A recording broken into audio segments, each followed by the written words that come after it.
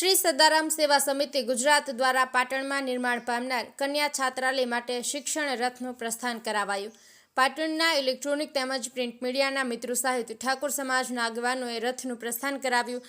શ્રી સદારામ સેવા સમિતિ ગુજરાત દ્વારા પાટણ શહેરના ભારતની નંબર 1 સુવિધાસભર કન્યા છાત્રાલયના નિર્માણ કાર્ય પૂર્વ પાટણ જિલ્લા સહિત સમગ્ર ઉત્તર ગુજરાતમાં પરિભ્રમણ કરનાર શિક્ષણ રથનું નવરાત્રિના પ્રથમ નોરતે પાટણના ઇલેક્ટ્રોનિક તેમજ પ્રિન્ટ મીડિયાના મિત્રો સાથે ઠાકોર સમાજના આગેવાનોએ રિબિન કાપી શિક્ષણ રથનું પ્રસ્થાન કરાવ્યું હતું। આ પ્રસંગે ઠાકોર સમાજના આગેવાન નવઘણજી ઠાકોર, મંગાજી ઠાકોર, ચંદનજી ઠાકોર, નંદાજી ઠાકોર, વિનયસિંહ ઝાલા, ડોક્ટર મનોજ ઠાકોર, બાબુજી ઠાકોર, ઉમેદસિંહ સહિત મોટી સંખ્યામાં ઠાકોર સમાજના આગેવાનો, દાતાઓ સાથે ઇલેક્ટ્રોનિક તેમજ પ્રિન્ટ મીડિયાના મિત્રો ઉપસ્થિત રહ્યા હતા।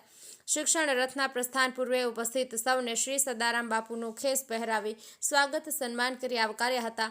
ત્યારબાદ ઠાકોર સમાજ આગેવાન વિનયસિંહ અને નવઘણજીએ ઠાકોર સમાજની દીકરીઓમાં શિક્ષણનો વ્યાપ વધારવા નિર્માણ પામનાર કન્યા છાત્રાલયના કાર્યને સરાહનીય લેખાવી ઠાકોર સમાજની દીકરીઓ ફરજિયાત ગ્રેજ્યુએશન સુધીનો અભ્યાસ કરે તેવી અપીલ કરી નિર્માણ પામનાર આ ઠાકોર સમાજની કન્યા છાત્રાલયમાં ઠાકોર સમાજની દીકરીઓની સાથે સાથે 25% અન્ય સમાજની દીકરીઓને પણ પ્રવેશ આપવામાં આવનાર હોવાનું જણાવી આ શિક્ષણ રથ પ્રથમ પાટણ જિલ્લાના તમામ તાલુકાઓમાં પરિભ્રમણ કરશે અને ત્યારબાદ ઉત્તર ગુજરાતના બનાસકાંઠા, મહેસાણા, અરવલ્લી, સાબરકાંઠામાં આ શિક્ષણ રથ પરિભ્રમણ કરનાર હોવાનું જણાવી દરેક ગામમાં આ શિક્ષણ રથનું સ્વાગત સન્માન કરી યથાશક્તિ શિક્ષણ નિધિ અર્પણ કરવા અપીલ કરી હતી।